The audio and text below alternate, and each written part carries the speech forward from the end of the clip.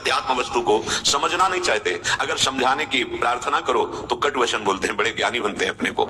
सच्ची मानिए, हमारा जीवन दिखावे में बहुत राजी होता है, प्रदर्शन, इससे हमारा सम्मान। जब कोई कहता है विश्व में ऐसा कोई नहीं जैसा ये कर दिखाया, तो अहंकार फूल कर गुप्पा हो जाता है। और इसी को मिटाने चले थे, इसी को पुष्ट कर दिया। भाई समझ में नहीं आता परमार्थ, समझ जाओ, अभी समय है, समय है। आगे समय ऐसा आएगा कि न समझाने वाला मिलेगा न समझने वाली बुद्धि। भाई समझो, साधक दिखावा के लिए नहीं है, साधक अहम को मिटाकर, अपने अस्तित्व को मिटाकर भगवत स्वरूप होने वाला है। यही तो ढोल के भीतर पोल है कि बज तो रहा है लेकिन पोला है, वस्तु नहीं है। परमार्थ 5 शब्द बोलिए, परमार्थ का पता चल जाएगा कि तुम किस कोटि के अध्यात्म के उपासक हो। ये 5 पुरुषार्थ तुम्हारे सामने लुटते घूमेंगे, धर्म, अर्थ, काम, मोक्ष, प्रेम। बहुत बार ये बात कही गई है कि जब तक हमारा लक्ष्य दृढ़ नहीं होगा तब तक हम तितिक्ष नहीं हो पाएंगे, सहनशील नहीं हो पाएंगे। मन का वेग, वाणी का वेग, जनेंद्री का वेग, उदर का वेग, ये इतने प्रबल हैं, यद्यपि हमसे प्रबल नहीं है। हमारे स्वरूप पर इनका कोई प्रभाव नहीं पड़ सकता, पर हम अपने स्वरूप को भूलकर देह भाव को प्राप्त होकर इनकी अधीनता बहुत जन्मों से स्वीकार किए हैं। इसलिए ये वेग हमें क्षण में तन्मय करके, तदात्म करके हमें परास्त कर देते हैं। अगर इन वेगों को कोई सह सकता है तो सिर्फ भगवत प्राप्ति का लक्ष्य जिसका है, जिसको स्वरूप बोध का लक्ष्य वही सह सकता है, नहीं तो नहीं सह सकता। और जो सह गया वो महात्मा हो जाता है, हृदय उसका महान हो जाता है। जहां किंचन मात्र किसी विकार की कोई गुंजाइश ही नहीं, तो दुख परंपरा का ही नाश हो गया। यही तो हम मनुष्य जीवन में प्राप्त करने के लिए आए हैं कि हमारी दुख परंपरा नष्ट हो जाए, हम परम सुख को प्राप्त हों। पर दुर्बुद्धि हमारा पिंड नहीं छोड़ते। हम भगवत मार्ग के पथिक कहला करके भी इंद्रियों की विलासता, मन की चंचलता बर्दाश्त कर लेते हैं। नहीं नहीं, इनकी चंचलता, इनकी विलासिता, यदि हम इसे गलती नहीं मानेंगे और इसे बर्दाश्त करते रहेंगे तो ये हमें कभी परमार्थ पे चलने नहीं देंगे। यही तो प्रभाव है कि कोई एक पाव भगति जी मेमोरी, कोई बिरला एक, कौन बिरला? वही जिसने लक्ष्य बना लिया है, लक्ष्य दृढ़ कर लिया है। लक्ष्यवान में इतनी सामर्थ्य आ जाती है कि वो मृत्यु को भी सहने के लिए तैयार है। मृत्यु तो सबकी होनी है, लेकिन सहन कौन करने के लिए तैयार है?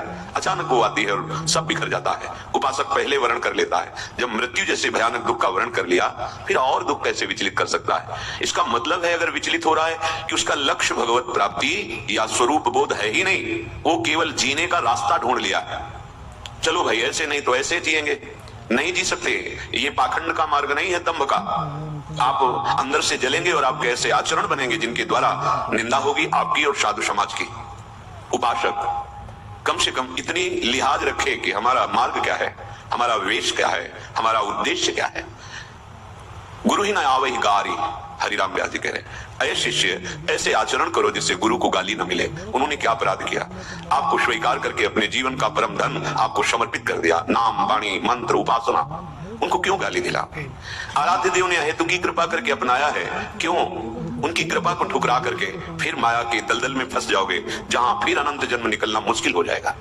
इसलिए सावधान, मन का वेग सहो, इंद्रियों की भोग विलासिता के आकर्षण को सह जाओ, फिसलो मत, कैसा भी कष्ट आवे सह जाओ। सहते सहते आप महान हो जाएंगे, क्योंकि आप महान थे, महान हैं, महान रहेंगे। आपने परिवर्तनशील इस शरीर को मैं मान करके दुर्गति का अनुभव कर रहे हैं, शोक, चिंता, भय का अनुभव कर रहे हैं। वस्तुतः इनका आप में प्रवेश ही नहीं है। श्री बात प्रबोधानंद जी महाराज कह रहे हैं, बुधा बहुत सुंदर बात कह रहे हैं, ध्यान पूर्वक सुनिए। प्रायः ये बात समझ में नहीं आती। देहाभिमान में ही हम परमार्थ की पूर्णता समझने लगते हैं। हम अमुक अमुक अमुक अमुक नियम अमुक, उसी अहम की पुष्टता करता हम मन्यते, मैंने ऐसा किया, मैं ऐसा कर रहा हूं, मैं ऐसा करूंगा। केवल केवल माया, केवल अविद्या। ये कोई ज्ञान नहीं है, विश्व में दूसरा कोई है ही नहीं, ये ज्ञान है, यही भक्ति है। शुद्ध अध्यात्म वस्तु को समझना नहीं चाहते, अगर समझाने की प्रार्थना करो तो कट वचन बोलते हैं, बड़े ज्ञानी बनते हैं अपने को। हाँ, अहम के कारण आपको समझ में नहीं आ रहा, लेकिन जब कभी भगवत कृपा से अहम गलित होगा तो आप इन्हीं बातों को सोच कर रोएंगे कि पहले कृपा हो गई थी, मैं समझ नहीं पाया। समझो, इतने बड़े महापुरुष जो ब्रह्मबोध संपन्न हैं, जो भक्ति की चरम अवस्था को प्राप्त हैं, वो समझा रहे हैं, बुधा मुधा क्लिश्यता साधनेषु दुखात्म संदिग्ध फलेषु शक्ताः पंचापि वृंदापि विने पुमर्था लुठन्ति तानप्यलशा गृहीतुम। हे बुद्धिमान, तुम बहुत बुद्धि रखते हो, तो मेरी बात को समझ जाओ। तुम्हें ये जो लग रहा है कि हम बहुत क्लेश करके उस वस्तु को प्राप्त कर लेंगे, तो नहीं प्राप्त कर सकते।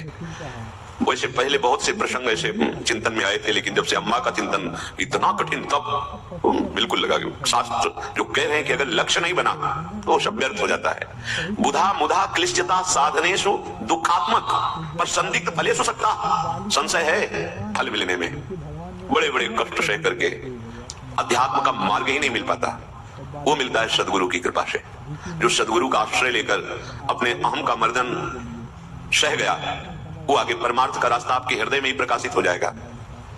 सच्ची मानिए, हमारा जीवन दिखावे में बहुत राजी होता है, प्रदर्शन जिससे हमारा सम्मान। जब कोई कहता है विश्व में ऐसा कोई नहीं जैसा ये कर दिखाया, तो अहंकार फूल कर गुप्पा हो जाता है। और इसी को मिटाने चले थे, इसी को पुष्ट कर दिया। भाई समझ में नहीं आता परमार्थ समझ में नहीं आता, और हम परमार्थ के अधिरथी महारथी वीर कहलाते हैं। समझना पड़ेगा, समझ जाओ, अभी समय है। आगे समय से आएगा कि न समझाने वाला मिलेगा, न समझने वाली बुद्धि।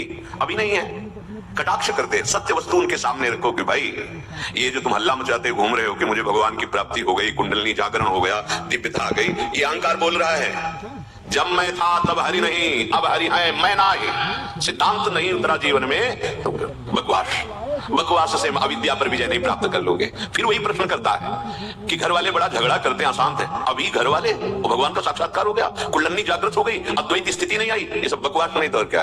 फिर वो हृदय में उसको लगता है कि मेरा अपमान किया जा रहा है। ये अहंकार का मर्दन ही अध्यात्म है प्यारे। अहंकार का ब्रह्म स्वरूप में स्थित हो जाना ज्ञान, अहंकार का लय होकर भगवत दासत्व की स्थिति आ जाना ये भक्ति। समझना ही नहीं चाहता, अहंकार समझना ही नहीं चाहता। इतना दुराग्रह भर जाता है अहंकार पुष्टता के लिए, नहीं समझना चाहता। भाई समझो, साधक दिखावा के लिए नहीं है, साधक अहम को मिटाकर, अपने अस्तित्व को मिटाकर भगवत स्वरूप होने वाला है। वास्तविक को इतनी ऊंचाई पर चढ़ने वाला है जो नमन करने योग्य है। ब्रह्मविद ब्रह्मयु भवति, कहां भटक रहे हैं। ये जो बड़े बड़े दुख सहकर साधन किए जाते हैं, श्रीपाद कह रहे हैं संदिग्ध अवस्था है, क्योंकि अहम पुष्ट हो रहा है। जो वास्तविक फल है ज्ञान, जो फल का रस है प्रेम, संदिग्ध अवस्था है प्राप्त होने में। बहुत बड़े महापुरुषों की बात कौन सुनना चाहता है। हाँ, अपनी बात सुनाने आते हैं कि हमको ये चमत्कार हो गया, वो सुनाने क्यों आए हो, उसका आनंद लो। भगवदानंद प्राप्त तो किसको सुनाने आए हो, किसको बताने आए हो। जो तुम्हें मिला है वही सब में रमा हुआ है, क्या बताना चाहते हो। यही तो ढोल के भीतर पोल है कि बज तो रहा है लेकिन पोला है, वस्तु नहीं है। परमार्थ 5 शब्द बोलिए, परमार्थ का पता चल जाएगा कि तुम किस कोटि के अध्यात्म के उपासक हो। साधनों में जो अहम प्रधान साधना की जाती है वो वृथा क्लेश उठा रहे हैं। ये वो महापुरुष बोल रहे हैं जो ज्ञान की चरम सीमा और प्रेम की चरम सीमा दोनों का अनुभव किए गए हैं। तो बहुत सुलझ जाओ। मेरी प्रार्थना मान लीजिए, पंचापि वृंदा विपिने पुमर्था लुठंती तानप्य लसा ग्रहीतुम। महामहिम परम पावन श्रीधाम वृंदावन का आश्रय ले लो और निरंतर प्रिया प्रीतम का भजन करो। ये 5 पुरुषार्थ तुम्हारे सामने लुटते घूमेंगे, धर्म अर्थ काम मोक्ष प्रेम। पंचापि वृंदा विपिने पुमर्था लुठंती तान्यप्य लसा ग्रहीतुम। कुछ नहीं करना, अंदर से आश्रित हो जाओ और एक क्षण भी व्यर्थ ना जाने दो। राधा वल्लभ श्री हरिवंश, राधा राधा राधा, या जो गुरु जी ने तुम्हें नाम मंत्र दिया है। किसी भी क्षण जो भगवत विस्मृति है वो हमारी मृत्यु है, ऐसा सोचो। वो भारी विपत्ति है, ऐसा सोचते हो। अगर तुम्हारी जिह्वा नाम रस में लग गई तो मांग कैसे हो गई उस जिह्वा को कि अमुक पदार्थ हमें पाना है। जो मोहिराम लागते मीठे, ये जितने व्यंजन है सब बेस्वाद हो जाते, बमन के समान हो जाते। रमा विलास, भगवान का जो प्रेमी जन है वो रमा अर्थात माया अर्थात लक्ष्मी, इसका विलास बिल्कुल नहीं मिलता। रमा विलास राम अनुरागी, तजत बमन, वो बमन के समझता। ये तो समझ में नहीं आता कि साधक किसकी साधना कर रहा है, इंद्रियों को संतुष्ट करने की या भगवत प्रसन्नता की। आपका लक्ष्य क्या है, चाहे गृहस्थ हो या विरक्त हो। देखो, जो कहा जाता है प्रवृत्ति मार्ग और निवृत्ति मार्ग, ये बाह्य मार्ग की बात है। बाहर से तुम प्रवृत्ति में हो, बाहर से हम निवृत्ति में, दोनों को आना निवृत्ति में ही है। अगर आंतरिक निवृत्ति नहीं तो बाह्य निवृत्ति का वेश बनाने से वो उद्देश्य की पूर्ति नहीं होगी। वो प्रवृत्ति में है, अगर उसके अंदर आंतरिक निवृत्ति है और भगवदाकार वृत्ति की तरफ बढ़ रहा है, वो परमहंस है, वो महापुरुष है। समझना होगा। पता नहीं किस क्षण हमारी मृत्यु हो जाए, इसलिए हर क्षण को आखिरी समझकर भजन करो।